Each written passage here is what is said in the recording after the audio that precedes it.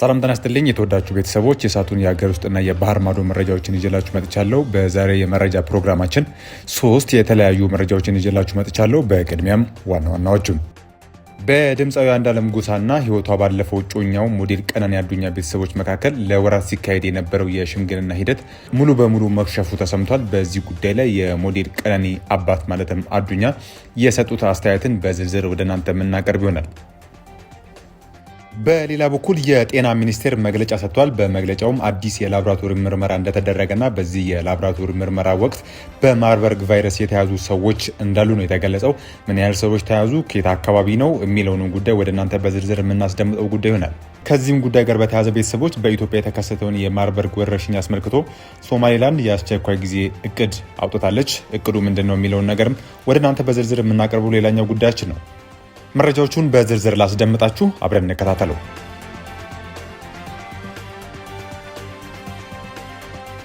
በድምፃዊ አንዱዓለም ጎሳና ህይወቷ ባለፈው እጮኛ ሞዴል ቀነኒ አዱኛ ቤተሰቦች መካከል ለወራት ሲካሄድ የነበረው የሽምግልና ሂደት ሙሉ በሙሉ መክሸፉ ተሰምቷል። ይህንን ተከትሎ የቀነኒ አዱኛ አባት በማህበራዊ ሚዲያ ቤተሰቦች በእርቅ ተስማምተዋል ተብሎ የሚሰራጨው መረጃ በይፋ በማስተባበል እንደ ቤተሰብ የተስማማንበት ምንም አይነት ጉዳይ የለም ሲሉ አስታውቀዋል። የኦሮሚኛ ሙዚቀኛ ድምፃዊ አንዱዓለም ጎሳ እጮኛ የነበረችው ሞዴል ቀነኒ አዱኛ ከከፍታ ቦታ ላይ ወድቃ ህይወቷ ማለፉ ይታወሳል። በህልፈቷም ድምፃዊ በዋና ተጠርጣሪነት ተይዞ ለወራት በእስር ቆይቷል።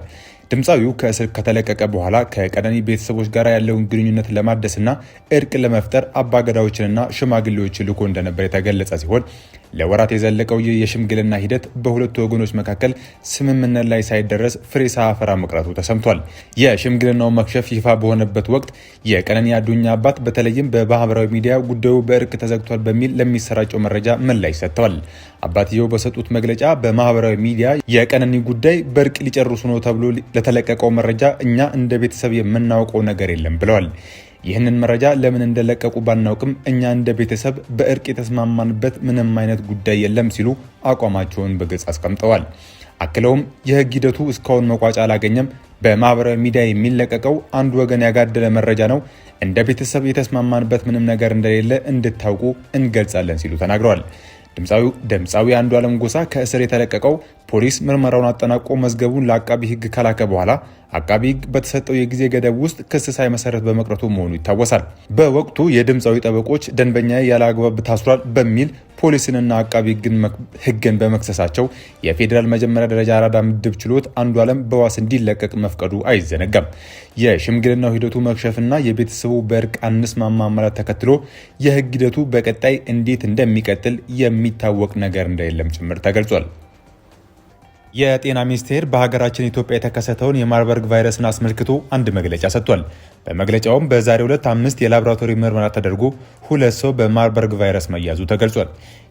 የጤና ሚኒስትር ዶክተር መቅደስ ዳባ በዛሬው ዕለት ተጨማሪ 2 ሰዎች በማርበርግ ቫይረስ መያዛቸውን አስታውቀዋል። በዛሬው ዕለት 5 የላቦራቶሪ ምርመራዎች የተካሄዱ ሲሆን 2 ሰው በቫይረሱ መያዙንና 3ቱ ደግሞ ነፃ መሆናቸው ተረጋግጧል ብለዋል። በሽታው መከሰቱ ከተገለጸበት ቀን አንስቶ እስከ ዛሬ ድረስ 33 የላቦራቶሪ ምርመራዎች የተከናወኑ ሲሆን ቫይረሱ በ6 ሰዎች ላይ መገኘቱ በላቦራቶሪ ተረጋግጧል ብለዋል።